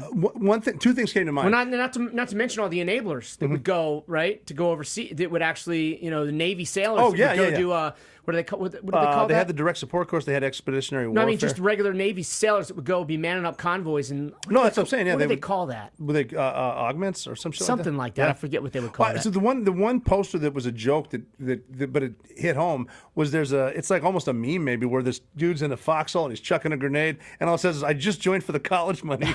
Fucker's in a fight for his life. Well, that reminds me of the meme. It was like it showed some husky. I don't know if they were Air Force gals at like sounds like them at like one of the food court. Remember like the big like Bagram had like a food court. Oh yeah, the defect right? baby. Yeah, and but they had like the little restaurants almost, and they have like their I don't know what's McDonald's, and then it shows underneath that it shows a picture of like a Marine grunt like filthy behind some sandbags. It's like. Afghanistan experiences may vary. Oh, that's good stuff. Yeah. You know what's funny is you said an all hands meeting. Yeah. You know what story clicked in my head, and I don't know if you remember me saying this, but before 9/11, I was always saying at some point I'm going to be in All Hands magazine, which is the Navy that magazine. Yeah. The monthly. Yeah. Yeah, and I'm like I'm going to get into it somehow. Yeah. And we had our chance because we were in Kuwait. And we were building hides. Oh yeah. We spent up all night. Digging through. Oh, it's gonna be great. We're just gonna dig and we're gonna put the overhead all night digging through. It sounded rock. like a coal mine. Yeah. And then we put the little thing. We're under there. But then when we were exfilling, we were both snipers. Yeah. And they said Navy Times or All Hands or whatever. There's a photographer, and I'm like, and we were talking about who's going to be the sniper and who's going to be the spotter. And I remember saying, I want to be the spotter because I'm thinking this is my chance. Because like I'll be mostly face. And Drummy will be behind the rifle. So they snapped our picture, and I think it was in All Hands, except they cut me out. So They're the edge of your spot and scope, right? I got like a cheek. Yeah. Oh, that's funny. But the warrior toughness, that's interesting because even as recent as Russia invading Ukraine, they're dealing with drones now, suicide drones. Mm-hmm. How the fuck do you defend that? Yeah. Because even you're on a ship, it's like, well, we have a Sea Wizard, we have whatever, for 10,000 suicide drones? Yeah. But you got to think it, and it looks a bit differently, right? If you look at naval combat, right, and it's mostly geared towards. Right now, you're going to have FMF corpsmen. They support the Marines, right? So Marines don't have their own medics; they use Navy medics. And so there's that. There's people that are going to go to Special Operations SEAL training and SWIC, but then the lion's share of combat may be on open seas. And so they say every Marine's a rifleman, right? Which is a great expression. It means every Marine's that is their part. No matter if they're a cook or whatever, they got to pick up a gun. Yep. Every sailor's a firefighter. Yep. And so combat in that sense looks like, hey, missiles are being fired at ships. I got shipmates, teammates in that compartment who are getting burned alive. I got to go up there, and that's what combat looks like to me. I can't be right. And you hear the stories of like when ships collided, like I forget which, but I had a sailor come back and he based this on one of the videos we made talking about like a ship collided and it's like shit just going sideways and people just freezing up. Of course they are. Right? Well, look at the USS Cole in Yemen, right? That's in 2000, wasn't it? Yeah. September 2000, something like that. Yeah. And they got bombed, obviously, right in the chow hall level. And when I went through one of the leadership course, Navy leadership course, one of the guys teaching me was a chief or senior chief at DC, but he was a DC-1 on the ship. Yeah. And everyone froze, but he remembered being a firefighter. Yeah. And he was able, him and other sailors though, as opposed to freezing, it's like, well, we got to find out where can we waterlock this, turn it to whatever number, get guys in and out. We got to keep the ship from sinking. Well, he said a lot of guys did rise up, but some didn't. But how much? Yeah. Right. At what point? How many of our sailors can we afford to be, not combat effective during? Well, even like the platoon sergeant got killed. What happens if your department chief gets killed? Yeah. Do you know how to do his job as an E4? Yeah. That's fascinating because combat. Okay, yeah, it's a rooftop in Afghanistan somewhere, but now it's not. Yeah. Now we're fighting someone else that has the suicide drones, but also the suicide bombers and the boats. Yeah. Wow, that's scary. Yeah. It's and sometimes it boils back down to you can use your your iPhone to navigate. You can use GPS, but what happens when all that turns off? Can you navigate by the stars? That's right. Can you drive the ship? Can you start a fire? Right, and that's the one thing too. And I think probably everybody does it, right? You're still map and compass, right? Because you never know, Can you do right? it? Yeah. Can you start a fire? Fascinating. Wow. Yeah. Damn. Anything else you want to cover? That's some good shit. Well, I got my little notes here. I think we talked about some of it. Did we miss some? What happens if I tell you? Terrence M60 boxes. Terrence in the M60 boxes? I know exactly who you're talking about. Do you know the story on the M60 boxes? All right, so let me. I don't know if this was your perception, but it seemed like, obviously in the SEAL teams, come as no shock, we had some amazing swimmers. Yes. Right? But often that comes at the risk of not being the most graceful land creature. Because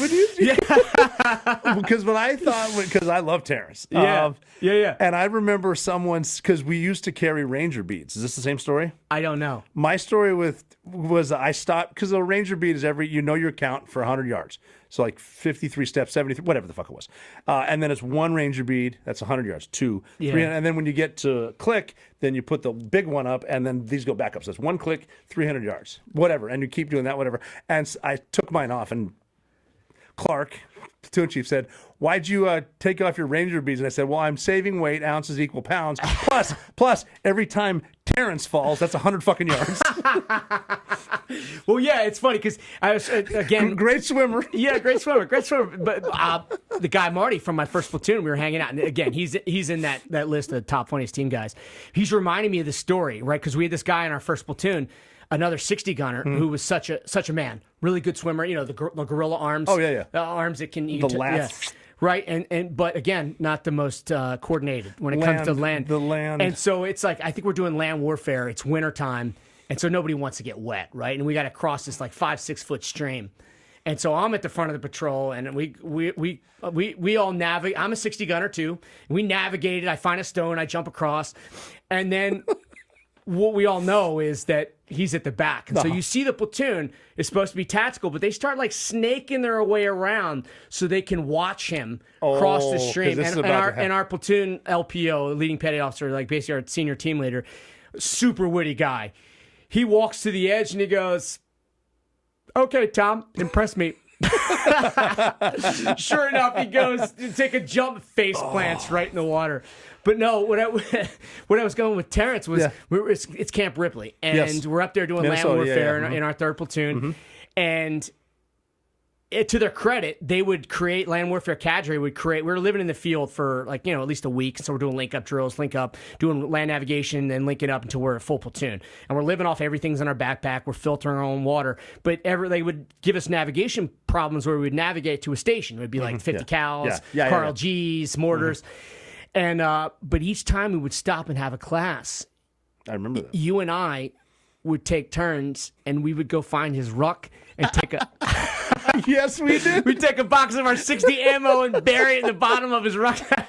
And these things weigh like 7 pounds. 7.5 pounds per 100 rounds. Yeah. Oh, that's right. We did that to him. And I don't know. He must have been like. Well, he was the LPO, wasn't he? He was. Yes. And I want to say he's probably like 25 pounds extra weight before he finally decided to open up his rucksack and see a bunch of 60 boxes, and he lost his shit. Oh, I remember that. It's like, I got to get the bottom of my ruck to get some of this extra gorp to eat some of these good old raisins and peanuts. What the fuck is this?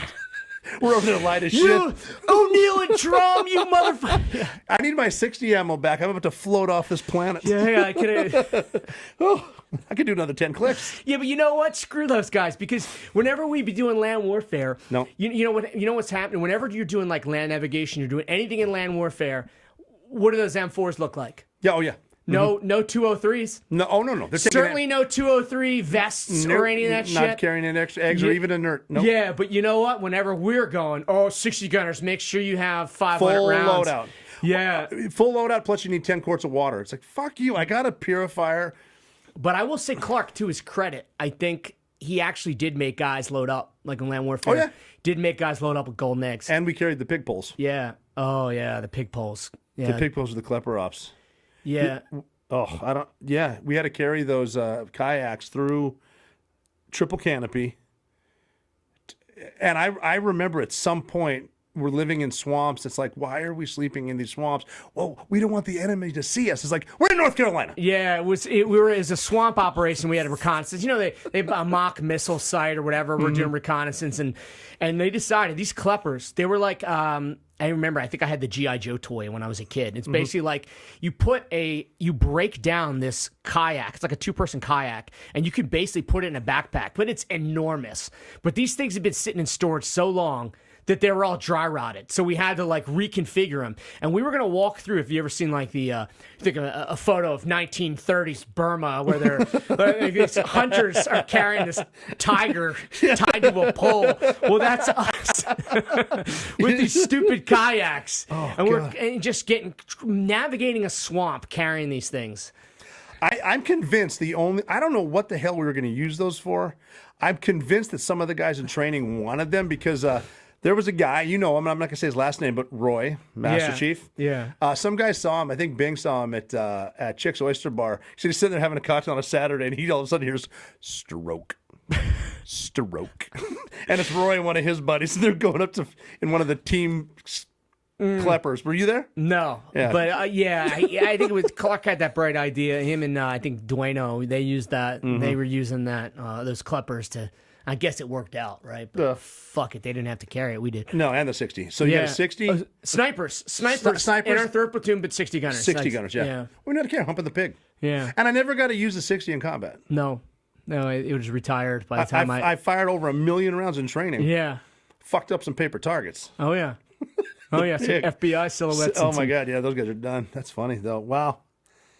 Little trip down memory lane there. That was great. Yeah, man, it's fun. Well, we're gonna. I don't know if the audience got anything out of it, but that sure as hell was fun to me. I'm not sure if we just didn't do nothing but tell inside jokes, but we got some good stuff coming up too. We got to link up and do some more of this stuff live. Yes. So I think we're gonna do that. I'll start announcing some of that stuff coming up. Yeah. Coming up soon. I'm looking forward to it. It's gonna be a blast, man. But thank you for joining me on the Operator Podcast. Yeah, thank you for having Master me. Chief. Hey, it's been a pleasure, man. Hell yeah! All right, cool. Man. All right, that was awesome. See you soon. Cheers.